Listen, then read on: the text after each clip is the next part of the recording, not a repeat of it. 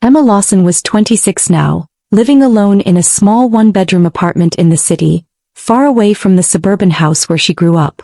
But her childhood was something she carried with her every day, stored somewhere deep inside her chest like an invisible bruise. Growing up, she had her parents, Linda and Thomas Lawson, and her older sister, Claire, who was 4 years older. Claire was 30 now, married to a man named Daniel, and mother to 2 energetic 4-year-old twin boys. But the age gap was never the thing that hurt Emma, it was everything else. From the moment she understood words, she realized there were 2 atmospheres inside her home.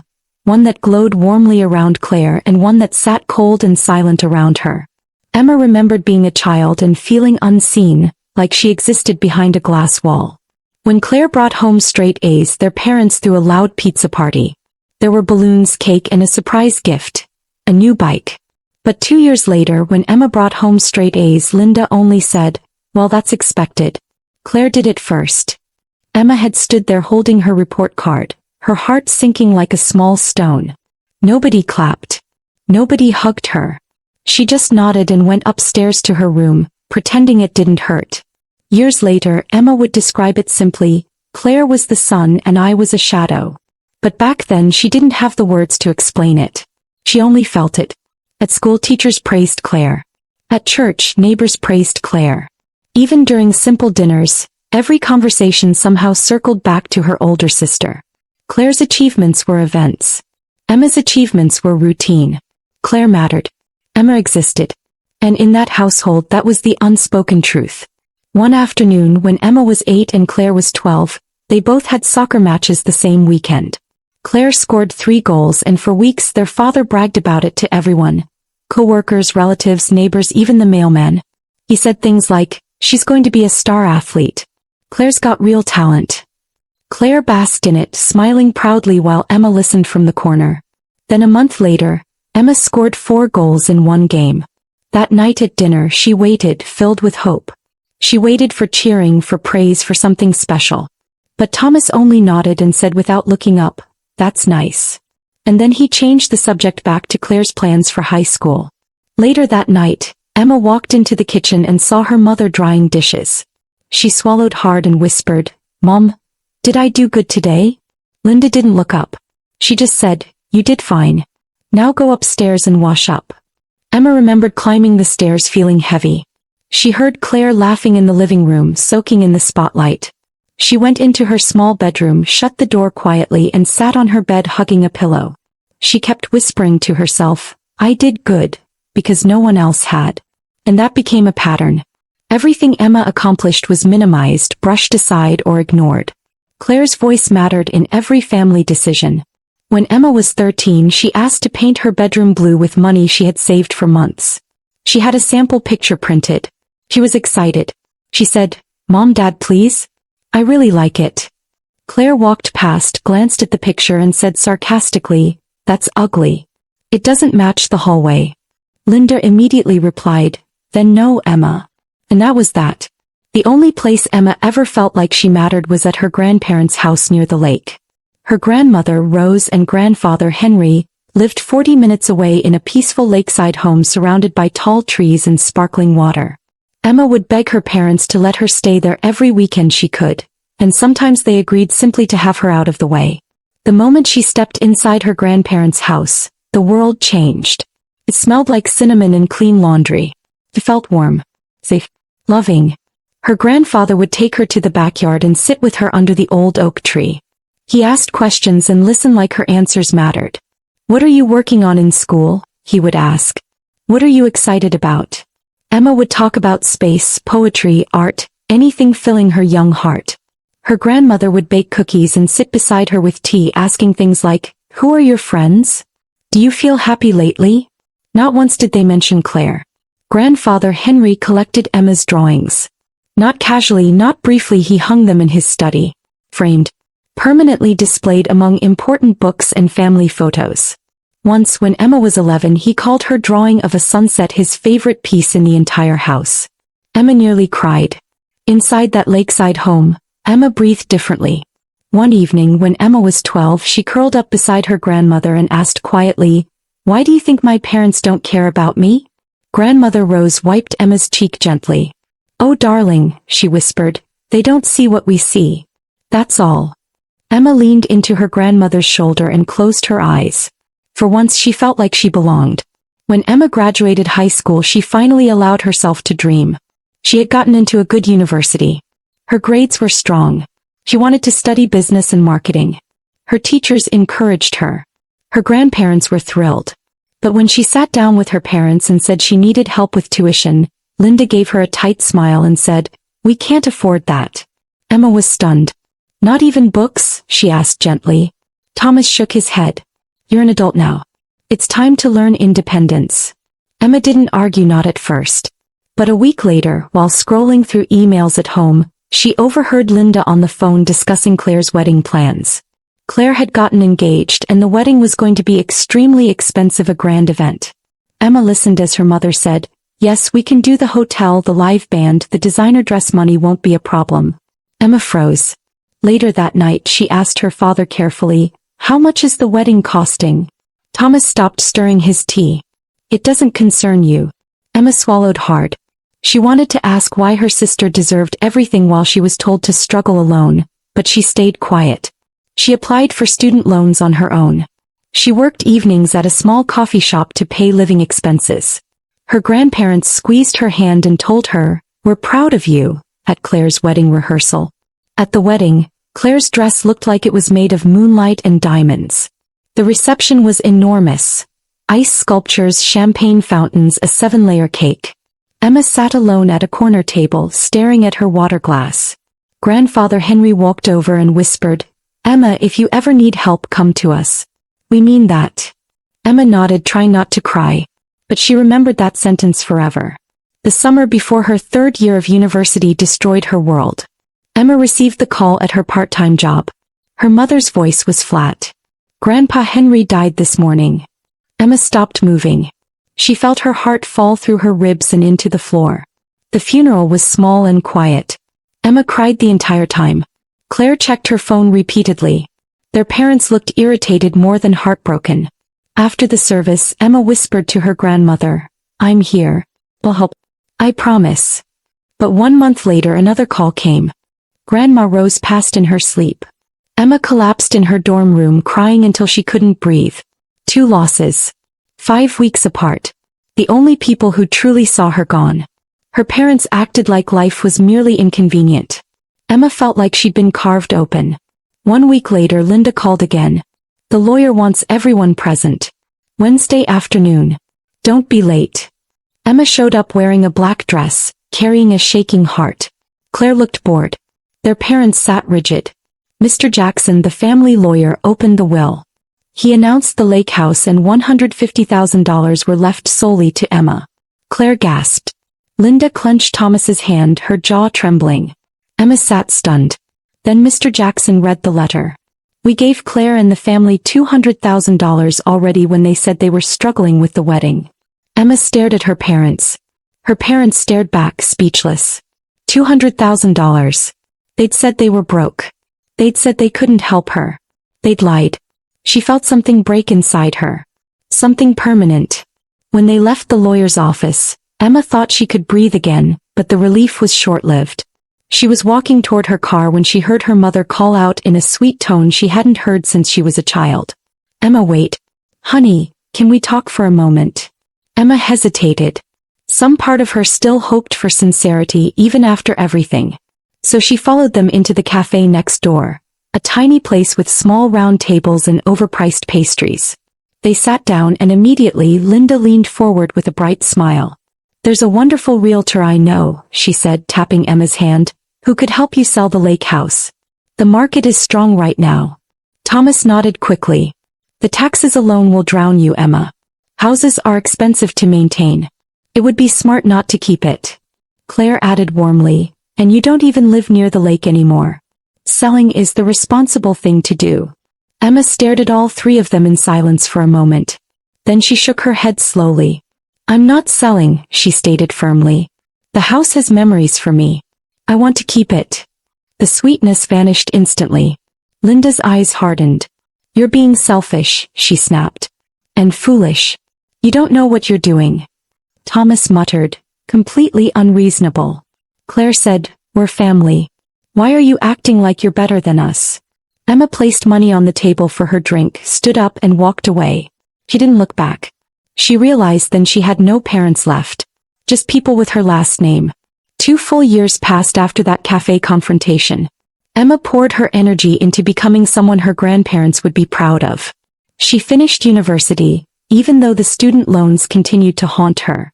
She worked long nights, studied harder than ever, and pushed through exhaustion like it was a constant companion. When she walked across the graduation stage holding her degree, she could almost feel her grandfather squeeze her shoulder and whisper, "I knew you could do it." Soon after, she got her first real job at a marketing firm she'd admired for ages. It wasn't glamorous or luxurious, but it was honest and meaningful.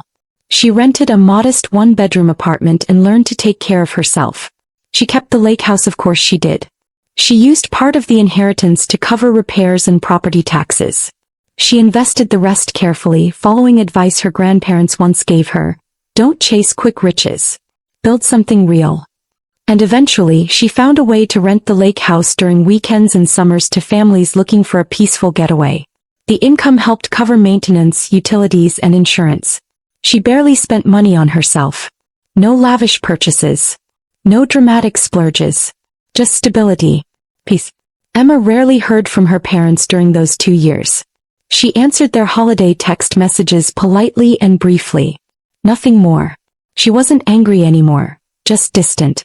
She spent weekends sitting on the porch at the lake house, listening to the water hit the shore.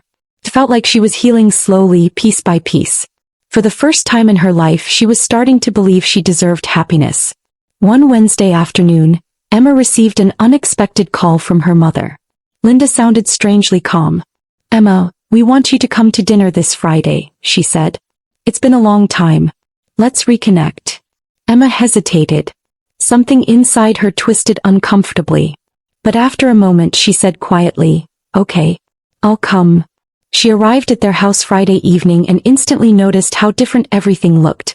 The lawn was messy, weeds everywhere. Paint peeled near the windows. The shutters drooped. The once perfect home she remembered looked tired and neglected.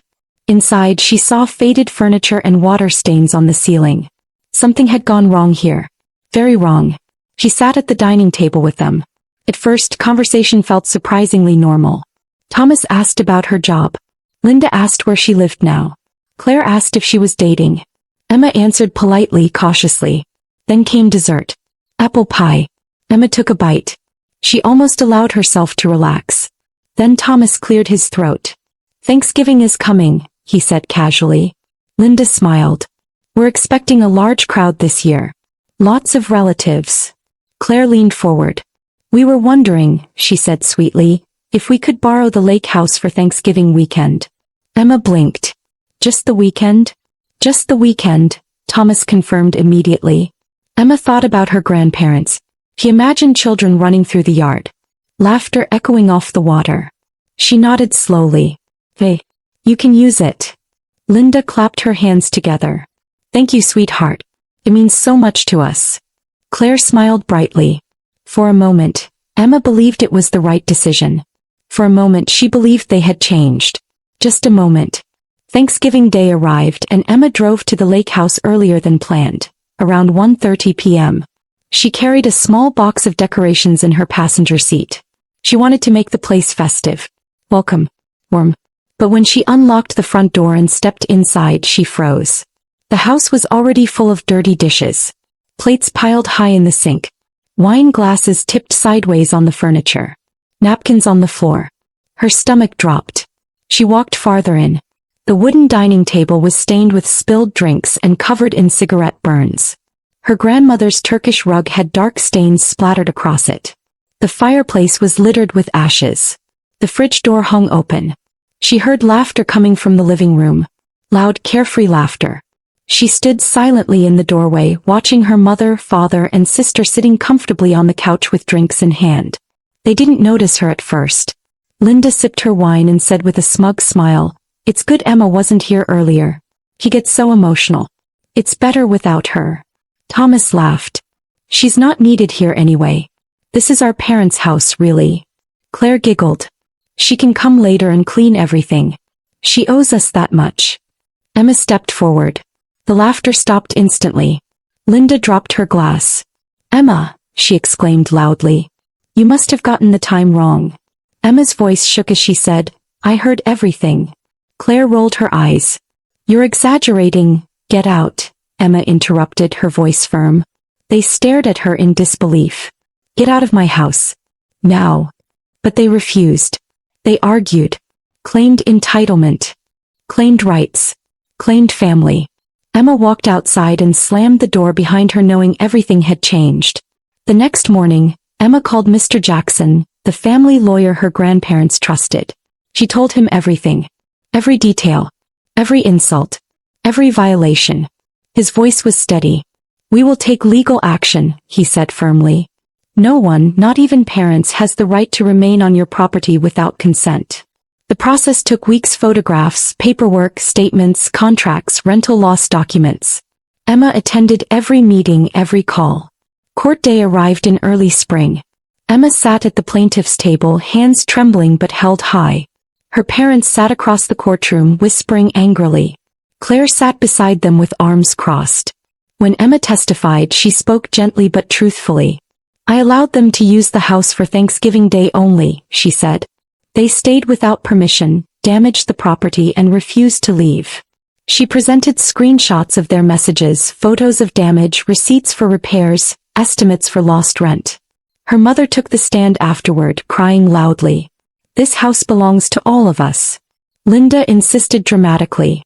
Emma manipulated her grandparents into giving it to her. The judge frowned. Do you have any evidence of manipulation? Linda hesitated. Well, no, but then do not make false accusations in this courtroom, the judge said sternly. A month later the decision came. Emma won everything. Her parents were ordered to vacate the home immediately. They were also ordered to pay for the damages and the lost rental income. After the ruling, messages flooded Emma's phone. Apologies, pleas, requests to talk. He ignored them all. Then one evening she found her mother waiting outside her apartment door. Linda whispered, Please. We need help. Emma stared at her and said softly, I can't help you, and I don't consider you family anymore. Then she shut the door. And didn't look back. After shutting the door, Emma leaned against it, listening to nothing but silence. There were no footsteps outside. No persistent knocking. No emotional manipulation. Just silence. It felt strange and unfamiliar. It also felt like peace. A week later she went to the lake house alone for the weekend. The air smelled crisp and cold like her childhood winters. She sat on the porch steps and watched the water move slowly along the surface. She felt a weight lift off her chest. She realized she was no longer living in the shadow of Claire, nor desperately trying to please her parents. She was an adult. Whole. Independent. She cleaned the house slowly and carefully, not because her parents had ruined it, not because she needed it spotless, but because she wanted to honor her grandparents. When she finished, she sat in the study where her drawings remained framed on the wall. She touched each frame gently, whispering, Thank you, to the quiet room. It felt like speaking to ghosts, but the kind that stayed with you, not the kind that haunted you. On her way home that evening, she knew something had changed inside her. She wasn't scared anymore. She wasn't alone anymore. She wasn't forgotten anymore. She had become someone her younger self needed. Someone her grandparents always believed she could be. Over the next months, Emma grew in every area of her life.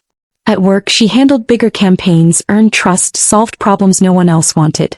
Her boss said things like, Emma, you're a natural leader, and we need your eye on this project. Coworkers asked for her advice. Clients requested her specifically. On weekends she found new friends, real ones. They laughed with her, shared meals with her, celebrated birthdays with her. For the first time she felt seen outside of her family name. She continued maintaining the lake house carefully. Renting it brought steady income and she saved every penny she could. She paid down her student loans 1 month at a time. Her therapist once asked her, Do you ever miss them? Emma paused, then answered truthfully, I miss who I wished they were. She smiled sadly. But I don't miss who they actually are. As time moved forward, something remarkable happened. Emma stopped needing closure from her parents. She stopped needing explanations. She didn't need their apology anymore. She was healing without permission. And healing, she realized, was quieter than she expected. It was the first gift she ever truly gave herself. One afternoon in early summer, Emma decided to drive back to the lake house and stay overnight. She brought groceries, scented candles, and her laptop. She planned to work from the porch and relax. As she unpacked in the kitchen, she noticed something small and familiar tucked into a corner behind a bookshelf. It was a dusty shoebox she didn't recognize. Curious, she sat on the floor and opened it. Inside were letters, old envelopes addressed to her grandparents. The handwriting was her own. She read the first letter slowly. She had written it at age 16, describing her fear of being invisible, begging her grandparents never to forget her. At the bottom of the letter, her grandmother had written, "We see you, boys." Emma cried quietly, but not in sadness, more like release.